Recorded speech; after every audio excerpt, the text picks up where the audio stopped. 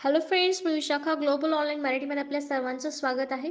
आजच्या सेशनमध्ये आपल्याला मुंबई युनिव्हर्सिटीच्या PhD एंट्रन्स टेस्टसाठी रिसर्च मेथॉडॉलॉजीचा स्टडी करायचा आहे. MCQ थ्रू कन्सेप्ट आपल्याला क्लिअर करायचा आहे, जे आपल्याला ही रिसर्च मेथॉडॉलॉजी क्लिअर होण्यासाठी आणि ह्या एक्झाममध्ये पास होण्यासाठी खूप हेल्पफुल ठरणार आहे. ज्याचं हे आजचं आपलं चौथं लेक्चर आहे. ऑलरेडी 3 लेक्चर्स कंप्लीट झालेले आहेत रिसर्च मेथॉडॉलॉजीवरचे.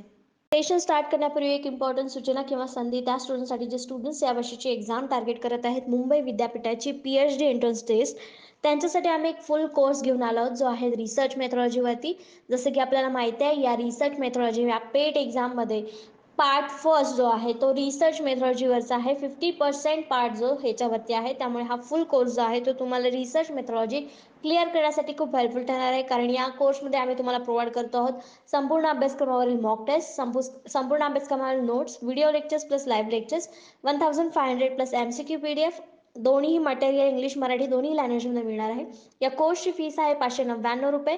दिलेल्या कॉन्टॅक्ट नंबरवरती तुम्ही मेसेज करून रजिस्ट्रेशन करू शकता आणि फुल गॅरंटीने सिलेक्ट होऊ शकता.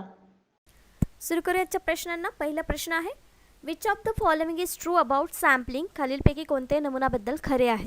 जेव्हा आपल्याला रिसर्च करायचा असतो त्या रिसर्चमध्ये आपण सॅम्पल्स निवडत असतो, नमुना निवडत असतो एखाद्या विषयावरती आपल्याला जेव्हा रिसर्च करायचा असतो तेव्हा, आणि त्यावरून जो आपल्याला डेटा मिळतो त्याच्यावरती मग आपण आपलं कन्क्ल्युजन मांडत असतो आणि आपलं रिसर्च पूर्ण करत असतो. तर ते नमुना काय आहे किंवा त्याच्यातला कुठला स्टेटमेंट हे बरोबर आहे नमुनाबद्दल ते आपल्याला सांगायचं आहे या क्वेश्चनमध्ये. ऑप्शन्स आहेत, sample is a part of population, नमुना हा लोकसंख्येचा एक भाग आहे. Sampling saves time, money and energy, नमुना घेण्याचे वेळ, पैसा आणि ऊर्जा वाचवते नमुना घेतल्याने.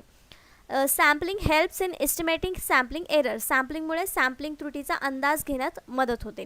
D all of the above, वरील सर्व.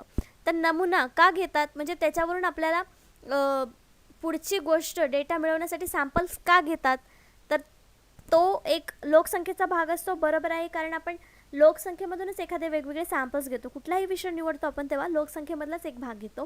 म्हणजे sample is a part of population हे स्टेटमेंट बरोबर आहे.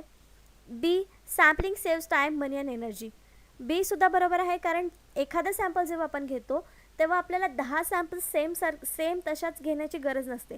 सॅम्पल म्हणजेच एक गोष्ट की 10 पैकी एक घ्यायचं, 10 जेव्हा सेम असतात त्यातला एक घ्यायचं, चेक करायचं, मग बाकीचं पण त्याच्यावरचं कन्क्ल्युजन आहे ते सेम लागू होणार बाकीच्या 9 जणांना. म्हणजेच इथं आपला टाईम वाचतोय. 10 जणांचा माहिती घेण्याच्या ऐवजी एका जणाची माहिती घेतली तर तिथे आपला टाईम वाचतोय, मनी वाचतोय, एनर्जी वाचते. म्हणजे बी स्टेटमेंट देखील बरोबर आहे. C, sampling helps in estimating sampling errors, sample म्हणजे आधीच्या ज्या चुका झालेल्या आहेत त्या त्रुटी टाळण्यासाठी सॅम्पल्स आपल्याला मदत करतात, किंवा जे चूक होणार आहे पुढे त्याच्याबद्दल अंदाज येण्यासाठी आपल्याला सॅम्पल्स मदत करतात. हे पण स्टेटमेंट बरोबर आहे. मग आपल्या इथं करेक्ट आन्सर कुठला येणार? तिन्ही स्टेटमेंट खरे आहेत सॅम्पलिंगबद्दल किंवा नमुन्याबद्दल. मग आपलं करेक्ट आन्सर इथे येणार आहे D all of the above, वरील सर्व स्टेटमेंट्स जे आहेत ती सॅम्पलिंगबद्दल खरी आहेत किंवा नमुन्याबद्दल खरी आहेत. Sampling is a process used in statistical analysis in which a predetermined number of observations are taken from the larger population. तर सॅम्पलिंग म्हणजे काय सांगितलेलं आहे की खूप मोठ्या लोकसंख्येतून काही स्टॅटिस्टिकल मेथडनी म्हणजे सांख्यिकीय मेथडनी चॉईस केलेलं म्हणजे निवडलेले लोक असतात त्याला आपण सॅम्पल्स असं म्हणू शकतो. The methodology use to sample form a larger population depends on the type of analysis being perform, but it may include simple random sampling or systematic sampling. हां, सिम्पलचे वेगवेगळे टाईप्स आहेत. Random sampling, systematic sampling. काल पण आपण काही types बघितले, cluster sampling, Kota sampling, जे काही प्रकार आहेत सॅम्पलिंगच्या त्या प्रकारानुसार ते वेगवेगळे सॅम्पल्स आपण निवडत असतो. पण ते कशामधून निवडतो तर लार्जर नंबर ऑफ पॉप्युलेशन म्हणजे खूप मोठ्या लोकसंख्येतून हे सॅम्पल्स आपण निवडत असतो. तर सॅम्पलिंग काय आहे? एक प्रोसेस आहे कशाची? मोठ्या लार्जर पॉप्युलेशनमधून थोडं आपल्याला ऑब्झर्वेशनसाठी किंवा आपल्याला अभ्यास करण्यासाठी नंबर्स निवडणे किंवा काही लोक त्याच्यामध्ये निवडणे, त्याला आपण सॅम्पलिंग म्हणू शकतो. Next question, sampling cases means, नमुन्याची प्रकरणे म्हणजे काय? केस जसं नमुना असतो त्याचे केसेस असतात वेगवेगळे, सॅम्पलिंग केसेस ज्याला आपण म्हणतो. तर ते सॅम्पलिंग म्हणजे नमुन्याची प्रकरणे म्हणजे काय? ऑप्शन्स आहेत, sampling using a sampling frame, sampling frame वापरून एक नमुना तयार करणे. Identifying people who are suitable for research, संशोधनास योग्य लोक असे ओळखणे. Literally the researchers brief case, अक्षरशः संशोधकाचे संक्षिप्त प्रकरण असतं. Sampling of people, newspaper, television programs etcetera, लोकांचे नमुने घेणे, वर्तमानपत्रे, दूरदर्शन कार्यक्रम इत्यादी. सॅम्पलिंग केसेस म्हणजे उदाहरणं असं म्हणू शकतो आपण. सॅम्पल काय काय असू शकतात त्यांना सॅम्पल केसेस असं आपण म्हणू शकतो. मग आपल्या या ऑप्शन्सपैकी करेक्ट ऑप्शन काय असणार आहे इथे? D, sampling of people, newspaper, television programs etcetera. These are the sampling cases. नमुन्याची प्रकरणं आहेत किंवा उदाहरणं आहेत असं आपण म्हणू शकतो. म्हणून आपलं करेक्ट आन्सर ते डी आलेलं आहे. Sampling in case study research involves decision that the researchers make regarding sampling strategies, the number of case studies, and the definition of unit of analysis. It is central theory of building. The sampling cases काय study करायला सांगतं आपल्याला की samples कसे कसे घेतले पाहिजेत, त्यात स्ट्रॅटेजी कुठल्या असल्या पाहिजेत, किंवा एखादी केस स्टडी केल्यानंतर त्याच्यावरती दुसरे सॅम्पल्स कसे निवडले पाहिजेत याबद्दल माहिती मिळण्यासाठी हे सॅम्पल केस आपण घेत असतो. याच्यामध्ये नंबर्स आपण ठरवू शकतो की केसेस किती घेऊ शकतो, केस स्टडी ज्याला म्हणतो आपण त्या स्टडी किती घेऊ शकतो हे नंबर्स आपण ठरवू शकतो. त्याचा ॲनालिसिस केल्यानंतर मग आपल्याला एखादी थेअरी बिल्ड करायला सोपं जातं. Next question. The aggregate of all the units pertaining to the study is called. अभ्यासाशी संबंधित सर्व युनिट्सचे एकत्रीकरण म्हणजे काय? Aggregate all the units pertaining to the study is called. आपण जे प्रश्न बघितले तिन्ही, तिसरा प्रश्न देखील हा सॅम्पल्सशीच रिलेटेड आहे. त्यांनी असे विचारले की अभ्यासाशी संबंधित सर्व युनिट्सचे एकत्रीकरण. इथे युनिट या अर्थाने वापरले की सॅम्पल्सच्या एकत्रीकरणाला आपण काय म्हणतो? सॅम्पल्स माहिती आपण लोकांमधलेच घेत असतो. मग त्या युनिट्सला एकत्रितकरण म्हणजे एकत्रितपणे काय म्हणू शकतो? ऑप्शन्स आहेत population, universe, unit, sample, frame. तरी ऑलरेडी आपल्या प्रश्नामध्ये युनिट आहे, मग त्यामुळे युनिट आपलं करेक्ट आन्सर असणार नाही. सॅम्पल्स त्याला म्हणता येईल का? नाही, ते सगळं एकत्रित नसतं. सॅम्पल्स आपण चॉईस केलेले असतात किंवा त्याचे वेगवेगळे प्रकार पडलेले असतात. फ्रेम येईल का? नाही. मग आपलं करेक्ट आन्सर इथे काय असणार आहे?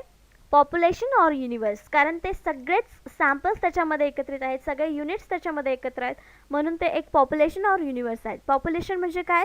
The aggregate of all units pertaining to the study असं देखील आपण म्हणू शकतो. रिलेटेड टू सॅम्पलिंग म्हणून याचं करेक्ट आन्सर आपला ए आलेला आहे. सॅम्पलिंगचे काही पॉईंट्स आहेत ते आपण बघूयात. The aggregate of all the units pertaining to the study is called a population or universe. जे आता आपण बघितलं स्टेटमेंट की जे ॲग्रिगेट्स युनिट्स एकत्रितपणे काम करतात त्यांना आपण काय म्हणतो? पॉप्युलेशन किंवा युनिवर्स म्हणतो. A member of a population is an element. जे पॉप्युलेशनचे मेंबर असतात त्याला आपण इलिमेंट म्हणतो किंवा युनिट म्हणू शकतो. एलिमेंट ऑफ स्टडी असं म्हणू शकतो, म्हणजेच इलिमेंट हा शब्द देखील त्याला म्हणू शकतो. अ part of a population is called samples.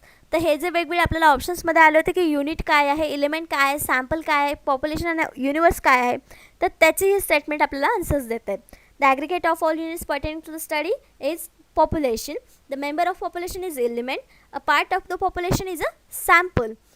The process of drawing a sample from the population is called sampling. Sampling ची ही व्याख्या थोडक्यात करता येईल आपल्याला की the process of drawing a sample from population. The list of sampling units from which a sample is taken is called sampling frame. Sampling frame ची व्याख्या इथे काय दिलेली आहे? लिस्ट, जे सॅम्पल युनिट्स आहेत त्या सगळ्यांची लिस्ट, त्याला आपण सॅम्पलिंग फ्रेम असं म्हणू शकतो. ह्या सॅम्पलिंगच्या काही कन्सेप्ट आहेत, छोटे छोटे आहेत, ते आपल्याला लक्षात ठेवायचे आहेत. नेक्स्ट क्वेश्चन आहे 4 नंबरचा. Dash dash refers to those elements from which samples are specifically chosen or selected for research. Dash dash त्या घटकांचा संदर्भ आहे ज्यातून नमुने विशेषतः निवडले जातात किंवा संशोधन निवडले जातात. आपल्याला प्रश्न असा दिलेला आहे की ज्यातून आपण सॅम्पल्स निवडतो, जे एलिमेंट्स असतात ते सॅम्पल्ससाठी निवडलेले जातात, ते कुठल्या गटातून किंवा कुठल्या गोष्टीतून निवडले जातात. आपल्याला ऑप्शन्स दिलेले आहेत finite populations, target population, infinite population, sampling population. तर याचं करेक्ट आन्सर आहे बी, टार्गेट पॉप्युलेशन म्हणजे लक्ष्य लोकसंख्या. हे याचं करेक्ट आन्सर आहे, कारण आपण सगळ्याच सॅम्पल्समधून, सगळ्या पॉप्युलेशनमधून आपण रिसर्च करत नाही. आपण रिसर्च करताना एक स्पेसिफिक टार्गेट पॉप्युलेशन बघतो आणि त्यातून मग सॅम्पल्स निवडतो. समजा आपला विषय आहे की सरकारी नोकरी करणारे लोक, तर त्यातून आपलं टार्गेट पॉप्युलेशन काय असणार आहे, तर जे गव्हर्मेंट सर्व्हिस करत आहेत, सरकारी नोकरी करत आहेत, हे आपलं टार्गेट पॉप्युलेशन असणार. लक्ष लोकसंख्या असणार आहे. तर फायनाईट आणि सॅम्पलिंग पॉप्युलेशनमधून आपण सॅम्पल्स निवडायला जाणार नाही, ते आपल्याला खूप कठीण होईल. मग आपण कशातून निवडणार आहोत, ते टार्गेट पॉप्युलेशनमध्ये लक्ष लोकसंख्येमधून ते आपण निवडणार आहोत. म्हणजे आपलं करेक्ट ऑप्शन बी आलेलं आहे. The target population is the group of individuals that the intervention intends to conduct research in and draw conclusions from. In cost effectiveness analysis, characteristics of target population and any subgroups should be described clearly. मग target population काय जे मी सांगितलं तेच तिथे सांगितलेलं आहे की जो आपण विषय निवडलेला आहे ते आपल्याला कन्क्लुजन त्याच्यावरती मिळण्यासाठी त्या विषयाशी रिलेटेड जे लोक आहेत त्याला आपण टार्गेट पॉप्युलेशन असं म्हणू शकतो. Example of target population are companies' customer base, the population of particular country, the student at a particular university or a tenant of housing association. हे वेगवेगळे एक्झाम्पल दिलेले टार्गेट पॉप्युलेशनचं. जेव्हा आपण कस्टमरशी रिलेटेड काहीतरी रिसर्च करत असू तेव्हा आपला टार्गेट पॉप्युलेशन असणार आहे कंपनीज कस्टमर बेस. त्यानंतर the population of particular country, एखाद्या कंट्रीचं आपण जेव्हा रिसर्च करणार असेल तेव्हा पॉप्युलर कंट्रीचे पॉप्युलेशन जे आहे ते आपलं पॉप्युलेशन टार्गेट असणार आहे. नंतर the student at a particular university, एखाद्या युनिव्हर्सिटीचं जेव्हा आपण रिसर्च करणार असेल तेव्हा आपला टार्गेट पॉप्युलेशन हे त्या पर्टिक्युलर युनिव्हर्सिटीचे स्टुडंट्स असणार आहेत. अशा प्रकारचं एक्झाम्पल आपण देऊ शकतो टार्गेट पॉप्युलेशनसाठी. नेक्स्ट क्वेश्चन आहे 5th नंबरचा. अ member of population is called, लोकसंख्येच्या सदस्याला असे म्हणतात. मग अशी आपण सॅम्पलिंगच्या एक्सप्लेनेशनमध्ये सॅम्पलिंगविषयी क्वेश्चन होता आपला, त्याच्यामध्ये आपण सॅम्पलिंगचे छोटे छोटे कन्सेप्ट बघितल्या होत्या. त्यामध्ये ही लाईन हे स्टेटमेंट सेम जसंच्या तसं होतं. अ member of a population is called dash dash. तर आपले ऑप्शन्स आहेत एलिमेंट्स घटक, डेटा, फॅमिली कुटुंब, ग्रुप गट. त्याचं करेक्ट आन्सर आहे ए एलिमेंट्स घटक. अ member of a population is called element. Elements sampling or direct element sampling is a sampling method whereby every unit, that is person, organization, group, company, etc. has an equal chance of being selected to be included in a research sample. तर जेव्हा आपण sample म्हणून element निवडतो तेव्हा त्याच्यामध्ये पर्सनचं नाव असू शकतं, organisation असू शकतं, ग्रुप असू शकतं किंवा कंपनी असू शकते. यापैकी काही असू शकतं एलिमेंट सॅम्पलिंगमध्ये. तर आपलं जे स्टेटमेंट होतं की जे सॅम्पल्स असतात, पॉप्युलेशन असतात, त्यांना आपण एलिमेंट्स म्हणू शकतो. मग इथे आपलं करेक्ट आन्सर एलिमेंट आहे. नेक्स्ट क्वेश्चन आहे 6 नंबरचा. The population to be sampled is divided into units which are known as. नमुने घेण्याची लोकसंख्या युनिट्समध्ये विभागली गेली आहे त्याला असे म्हणून ओळखले जाते. आपण नमुने जेव्हा घेतो तेव्हा काही युनिट्समध्ये त्याची विभागणी करतो आणि एखादं युनिट मग आपल्याला रिसर्चसाठी आपण घेतो, त्याला काय म्हणतात. Options sampling frame, sampling error, sampling gap, sampling units. त्याचं करेक्ट आन्सर आहे डी सॅम्पलिंग युनिट्स. आपल्याला क्वेश्चनमध्येच आन्सर विचारेल डिवायडेड इंटू युनिट्स, त्याला काय म्हणतात, सॅम्पलिंग युनिट्सला काय म्हणतात असं विचारलेलं आहे. Sorry, the population to be सॅम्पल्ड, जे पॉप्युलेशन सॅम्पल म्हणून आपण घेणार आहे, जे युनिटमध्ये डिवाईड झालेले आहेत त्यांना काय म्हणणार आहे. क्वेश्चनमध्येच आन्सर आपल्याला मिळालं की सॅम्पलिंग युनिट्स असं त्याला म्हणतात. म्हणजे करेक्ट आन्सर आपल्याला जे मिळालेलं आहे ते आहे D. In the context of market research, a sampling unit is an individual person. Sampling unit कशाला म्हणतात, तर इंडिव्हिज्युअल पर्सनला म्हणतात. In the context of market research, sampling units are taken from entire population. Sample units कशातून घेतो आपण, तर जे सर्व लोकसंख्या आहे त्याच्यातून आपण सॅम्पलिंग युनिट्स निवडत असतो. Such as a country, customer database or region and put into a smaller group to form a research sample. Research sample मिळवण्यासाठी आपण त्याचे वेगवेगळे विभाग करतो, डिव्हिजन करतो, सबग्रुप्स करतो आणि त्याला मग आपण सॅम्पलिंग युनिट्स असं म्हणतो. This groups of unit is then use to research, analyse, draw conclusion on it. हे युनिट्स मग नंतर आपण रिसर्चसाठी पुढे घेतो आणि नंतर त्याच्यावरती विश्लेषण करतो, ऑब्झर्वेशन करतो आणि मग त्यातून एक कन्क्लुजन आपण काढतो जो आपल्याला रिसर्चमध्ये काढायचा आहे किंवा जे आपल्या रिसर्चचा हायपोथेसिस आहे ते क्लिअर करणं किंवा त्याच्यावरती काय कन्क्लुजन निघते हे क्लिअर करणं, हे नंतरची प्रोसेस होते जेव्हा आपण युनिट्सला डिवाईड करून मग एखादं युनिट आपण आपल्या स्टडीसाठी चॉईस करतो तेव्हा. नेक्स्ट क्वेश्चन आहे 7th नंबरचा. Which of the following are steps in sampling process. सॅम्पलिंग प्रक्रियेत खालीलपैकी कोणती पायरी आहे. ऑप्शन्स आहेत डिफायनिंग टार्गेट पॉप्युलेशन, लक्ष्य लोकसंख्या परिभाषित करणे, selecting and identifying the sample method, नमुना पद्धत निवडणे आणि ओळखणे, चूजिंग सॅम्पलिंग फ्रेम निवडणे आणि D all of the above वरील सर्व. तर सॅम्पलिंग प्रक्रियेत कुठली पायरी आवश्यक आहे किंवा कोणती पायरी आहे हे आपल्याला सांगायचं आहे. तर यामध्ये तिन्ही जे ऑप्शन्स आपल्याला दिलेले आहेत ABC, ते तिन्ही ऑप्शन्स आपल्याला आवश्यक असतात सॅम्पलिंग निवडण्यासाठी किंवा सॅम्पलिंग प्रक्रियेमध्ये. मग इथं आपला करेक्ट आन्सर काय येणार आहे? D, all of the above, वरील सर्व या सॅम्पलिंगच्या पायऱ्या आहेत किंवा सॅम्पलिंग प्रोसेसच्या पायऱ्या आहेत. That is defining target population, कारण टार्गेट पॉप्युलेशन निवडल्यानंतरच आपण मग ॲनालिसिससाठी किंवा इन्फॉर्मेशन घेण्यासाठी त्यांना निवडू शकतो. त्याच्यानंतर आपण selecting and identifying sample method निवडणं ही तेवढंच गरजेचं असतं. कुठली मेथड निवडायची आहे ती ओळखणं, की कुठली सॅम्पल मेथड इथे योग्य असेल किंवा त्यातून आपल्याला योग्य कन्क्लुजन मिळेल, ते पण तितकंच महत्त्वाचं असतं. म्हणून याचाही समावेश आपल्याला सॅम्पलिंग प्रक्रियेत करावा लागतो. आणि सॅम्पलिंग फ्रेम निवडणं हे तर सगळ्यात महत्त्वाचंच आहे.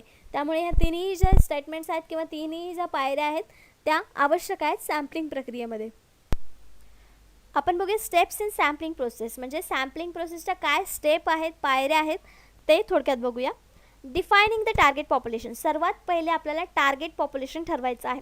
आपला जो विषय आहे त्या विषयाला अनुसरून किंवा आपल्या विषयाशी सुसंगत असं पॉप्युलेशन आपल्याला निवडायचं आहे. जसं की आपण एक विषय निवडला आहे की आर्ट्स या फॅकल्टीमध्ये स्टडी करणारे स्टुडंट्स, तेव्हा मग आपण कुठले टार्गेट पॉप्युलेशन करतो, तर जे स्टुडंट्स आर्ट विषय घेऊन अभ्यास करत आहेत किंवा त्यांची डिग्री करत आहेत, तर ते आपलं टार्गेट पॉप्युलेशन असणार. नंतर स्पेसिफाईंग द सॅम्पलिंग फ्रेम, मग सॅम्पलिंग फ्रेम निवडावी लागेल की आपल्याला कोणत्या फ्रेममध्ये पॉप्युलेशनचं निवड करायची आहे. त्यानंतर स्पेसिफाईंग द सॅम्पलिंग युनिट्स, मग युनिट्स वेगळे करायचे आहेत आपल्याला. त्यामध्ये पण देखील आपल्याला जर आर्ट्समध्ये एखादा स्पेशल विषय घ्यायचा असेल आणि त्यातले मग स्टुडंट निवडायचे असेल, तेव्हा आपल्याला ते युनिट्स बनवावे लागतील. कुठल्या विषयाचे आर्ट्स फॅकल्टीमधले स्टुडंट्स आहेत ते युनिट्स आपले तयार होतील. सिलेक्टिंग ऑफ सॅम्पल मेथड, मग मेथड आपल्याला कुठली यूज करायची आहे, त्याच्यामध्ये क्वेश्चनायर यूज करणार आहे की कशी इंटरव्ह्यू घेणार आहोत त्या स्टुडंट्सचा आपण, त्यातली एखादी मेथड आपल्याला निवडावी लागेल जेव्हा त्यांच्याकडून डेटा कलेक्ट करायचा असेल तेव्हा. मग डिटर्मिनेशन ऑफ सॅम्पल साईज, मग सॅम्पलची साईज किती घ्यायची आहेत, सगळ्या देशातल्या युनिव्हर्सिटीमधल्या स्टुडंट्स घेऊन चालणार आहे का आपल्याला? नाही. मग प्रत्येक स्टेटमधल्या एका युनिव्हर्सिटीचे स्टुडंट्स घेऊन चालेल का? तसंही करू शकतो.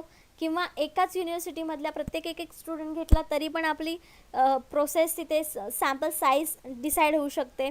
स्पेसिफाईंग the sample plan, sampling plan, मग सॅम्पलिंग प्लॅन काय आहे आपला, किती स्टुडंट आपण घेणार आहे, मग त्याच्यावरून आपला रिझल्ट कसा येणार आहे, हे सगळं आपण प्लॅन करू शकतो. सॅम्पलिंग प्लॅन ज्याला आपण म्हणू शकतो.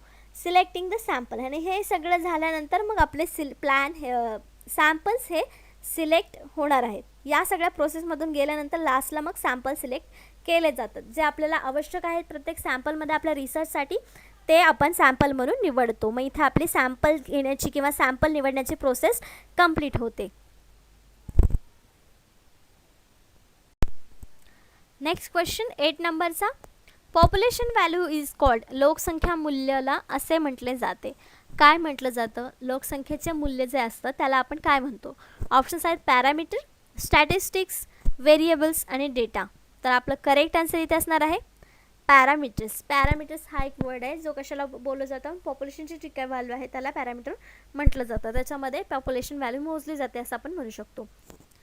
तर पॅरामीटर म्हणजे काय आपण बघूया. A parameter is a numerical quantity or attribute of population that is estimated using data collected from the population.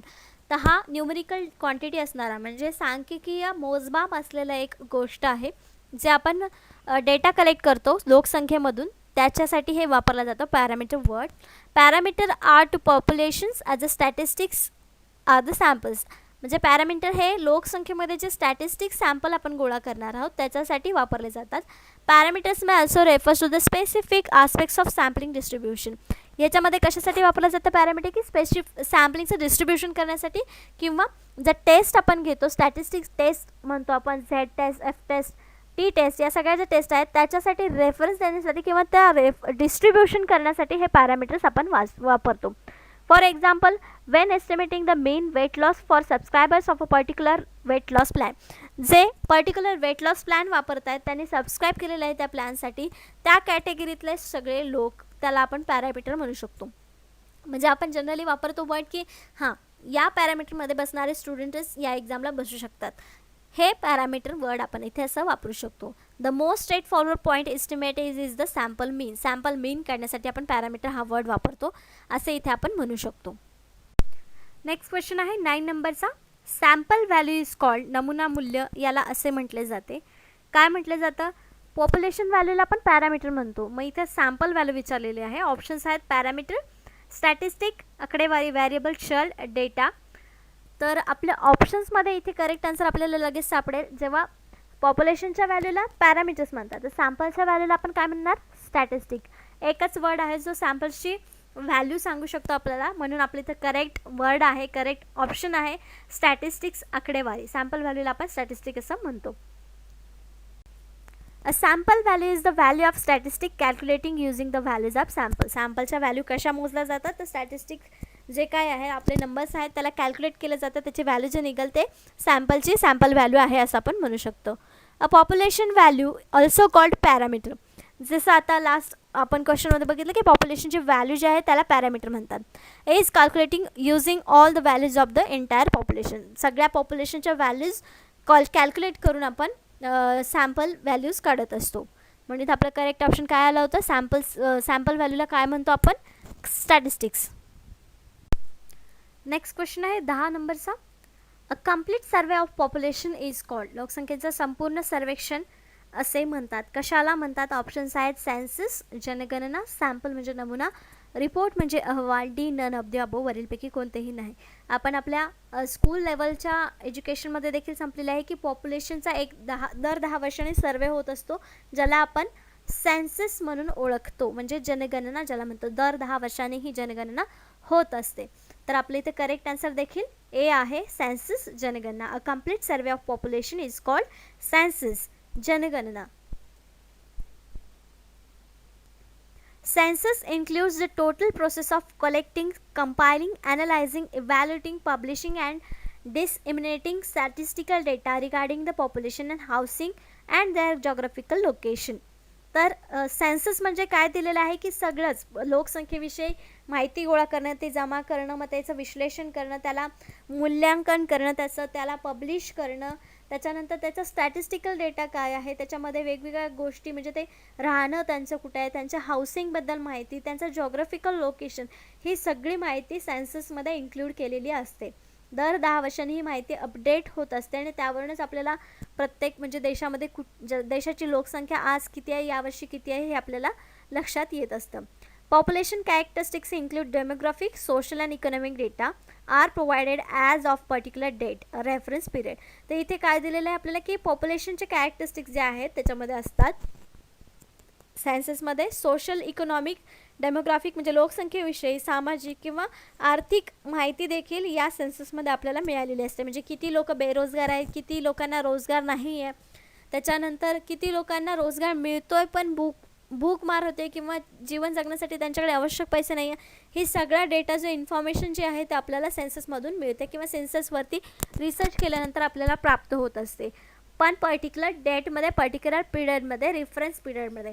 का? कारण तो दर 10 वर्षांनी होते, म्हणजे 10 वर्षाच्या पिरियडसाठी ती माहिती व्हॅलिड असते. त्यानंतर ती माहिती अपडेट होते दर 10 वर्षांनी आणि त्याच्यातून मग आपल्याला पुढच्या नेक्स्ट अपडेटेड माहिती पुढच्या 10 वर्षांनीच मिळते. त्याला आपण जनगणना किंवा सेन्सस असं म्हणतो. तर अशा प्रकारचे आजचे 10 प्रश्न आणि 10 कन्सेप्ट आपल्या इथे संपलेले आहेत.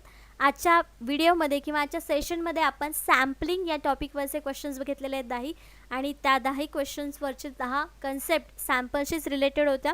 नेक्स्ट लेक्चरमध्ये आपल्याला रिसर्च मेथॉडॉलॉजीच्या काही डेफिनेशन्स, त्याचे कॅरेक्टरिस्टिक्स बघायचे आहेत, ते एक्सप्लेन करायचे आहेत. त्यानंतर आणखीन काही टॉपिक होतील नेक्स्ट लेक्चरमध्ये. आजच्या लेक्चरसाठी धन्यवाद. थँक्यू.